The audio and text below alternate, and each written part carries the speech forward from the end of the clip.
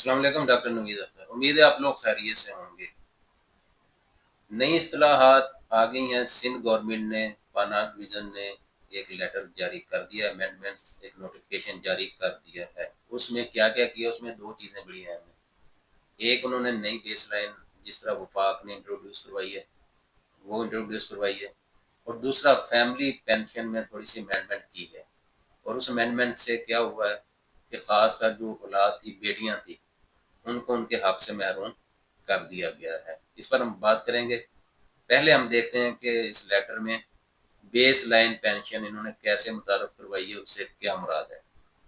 یہ آپ کے سامنے لیٹر چل رہا ہے، یہ نوٹیفیکیشن ہے 6 اگست 2025 کا، government of Sindh finance department کا ہے۔ اچھا، اس میں انہوں نے بیس لائن سے کیا مراد لی ہے، یہ آپ کے سامنے جو پہلا پیرا ہے چیپٹر 4 جہاں پہ لکھا ہے، اس میں لکھا ہے Government may increase the pension annually or after such period of time and at such rate as deemed appropriate, provided that net pension, gross pension less commuted portion of pension calculated at the time of retirement will be termed as baseline pension, and any increase in pension shall be granted on baseline pension, and each increase shall be maintained as a separate amount until the time government decides to revise and authorize any additional pensionary benefits, and such review of baseline pension structure will be conducted by finance department after every 3 years. آپ نے دیکھا کہ سندھ والوں نے بھی base line pension introduce کروا دیا، اور یہ بالکل اسی طرح ہے جس طرح وفاق نے کروائی ہے۔ یعنی کہ بیس لائن پینشن سے مراد کیا ہوگی، آپ نے جو پینشن لی ہے اس میں سے جو لے رہے ہیں گراس پینشن، جو نیٹ پینشن آپ لے رہے ہیں، اس میں سے آپ کا جو میڈیکل الاؤنس والا حصہ پورشن وہ نکال کے، وہ علیحدہ کر کے جو پینشن بچے گی اس کو وہ بیس لائن کہیں گے۔ اور وہ بیس لائن کیسے کیلکولیٹ کریں گے وہ بھی انہوں نے آ کے لکھا ہے۔ Pension shall be calculated on the basis of average اور pensionable emoluments drawn during last 24 months of service prior to retirement, provided that the post has been held by him on regular basis. وہ کہہ رہے ہیں کہ آپ کی جو پچھلے 24 ماہ کی جو بیسک پے ہے ان کو وہ اکٹھا کریں گے اور ان کو 24 پہ تقسیم کریں گے تو ایوریج پے نکلے گی، اس پر ان کی آپ بیس لائن پینشن بنے گی۔ پہلے کیا ہوتا تھا، پہلے یہ ہوتا تھا کہ جو آپ نے آخری پینشن پے لی ہے، آپ نے آخری جو پے لی ہے بیسک پے، اس پر آپ کی پینشن بنتی تھی، لیکن ابھی ایسا نہیں ہے۔ ابھی پچھلے 24 ماہ کی وہ کیلکولیٹ کریں گے، ان کی ایوریج نکالیں گے اور اس پر بنے گی، بالکل اسی طرح جس طرح وفاق نے کیا ہے۔ اور ابھی آتے ہیں اس کے اہم حصہ فیملی پینشن کی طرف۔ فیملی میں انہوں نے کیا کیا امینڈمنٹس کی ہیں، یہ پہلے پڑھتے ہیں۔ آپ کے سامنے لکھا ہے یہ تیسرا جو پیرا ہے، in rule 4.10 for sub rule 1 the following shall be substituted. اچھا، اس میں اس نے فیملی کا ٹرم کیسے کیا، family for the purpose of payment of family pension shall mean, number A اس نے لکھا ویڈو اور وڈوا، بی لکھا ہے children with disabilities, and in case when government servant dies without getting married or otherwise his or her mother and father۔ تو یہاں پہ اس نے جو فیملی پینشن کے حقدار لکھے ہیں، جو فیملی پینشن میں شامل ہیں، وہ کون کون سے ہوں گے۔ اے انہوں نے لکھا ہے کہ ویڈو اور وڈور یعنی بیوہ یا رنڈوا، اگر ہسبینڈ ہے تو اس کی وائف، اور اگر وائف ہے تو اس کی ہسبینڈ، یہ اس کا ہوگا پینشن، فیملی پینشن میں شامل۔ اس کے بعد بی میں انہوں نے لکھا ہے کون ہوں گے، ان کے بچے، لیکن کون سے بچے، یہاں پر وہ ڈنڈی مار گئے، وہ بچے جو ڈس ایبل ہیں، ڈس ایبل بچے۔ پہلے چلڈرن تھے کوئی بھی، جس میں بیٹیاں بھی شامل تھیں، لیکن ابھی انہوں نے وہ بیٹیوں کو نکال دیا ہے، جو صرف ڈس ایبل چلڈرن ہے اس کو انہوں نے شامل کیا ہے۔ اور تیسری انہوں نے یہ شرط رکھی ہے کہ اگر وہ شادی شدہ نہیں ہے آدمی یا عورت جو فوت ہوا ہے یا ہوئی ہے جس کی پینشن ہے، تو پھر اس صورت میں اس کے والد یا اس کی والدہ کو یہ پینشن ملے گی۔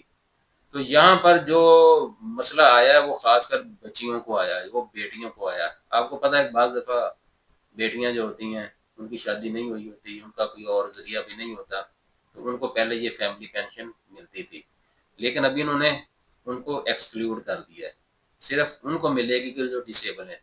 اچھا آگے وہ ڈسیبلٹی کی ڈیفینیشن کرتے ہیں کہ ڈسیبل وہ کس کو کنسیڈر کریں گے، وہ بھی انہوں نے لکھا ہے.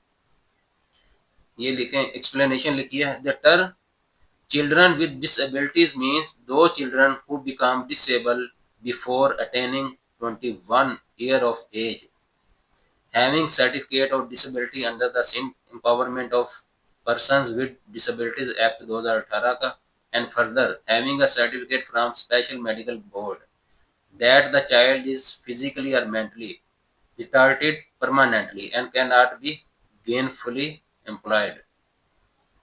تو یہاں پر انہوں نے کہا کہ جو ڈسیبل جس بچے کو ملے گی پینشن اگر ملی تو وہ ڈسیبلٹی سے کیا مراد ہے؟ ڈسیبلٹی سے مراد یہ ہے کہ پہلے تو وہ 21 سال کی عمر سے پہلے ڈسیبل ہو چکا ہے.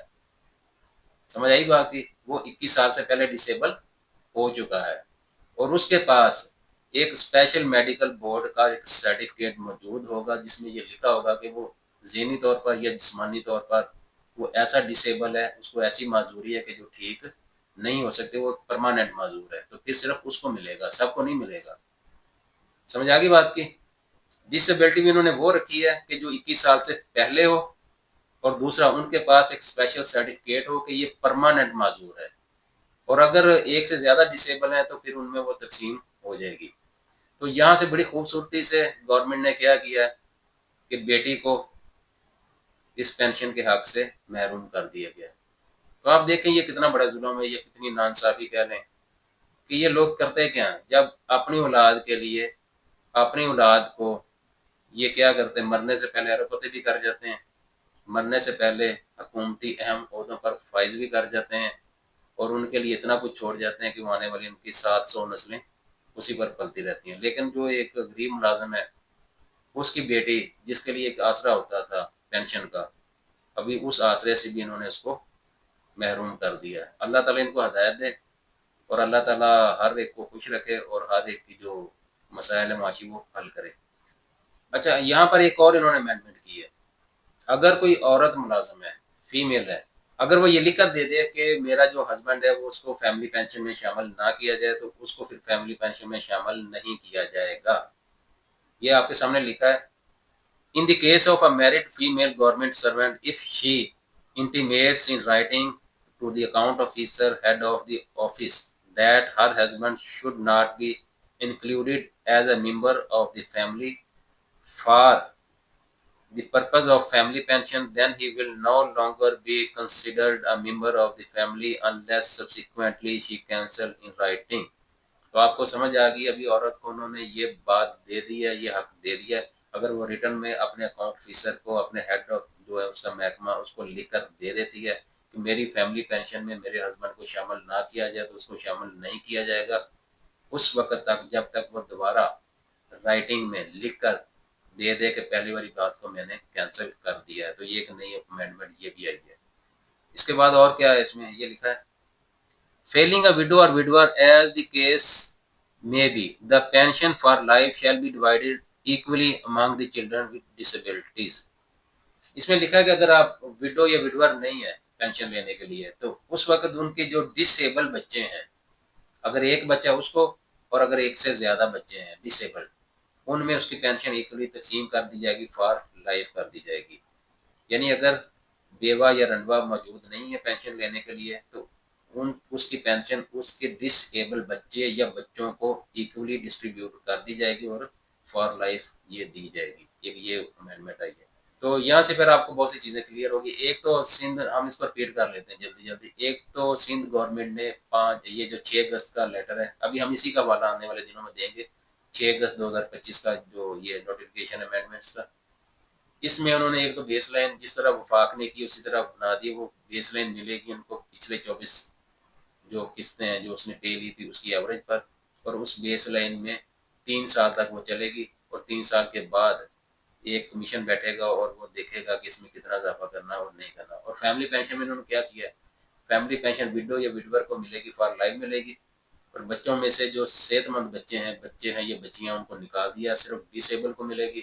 اور ڈسیبل کون ہوگا؟ جس کے پاس اسپیشل سرٹیفکیٹ ہوگا، جو 21 سال سے پہلے ڈسیبل ہو چکا ہے اور اس کو ایسی ڈسیبلٹی ہے کہ وہ پوری عمر وہ پرماننٹ ڈسیبل ہے.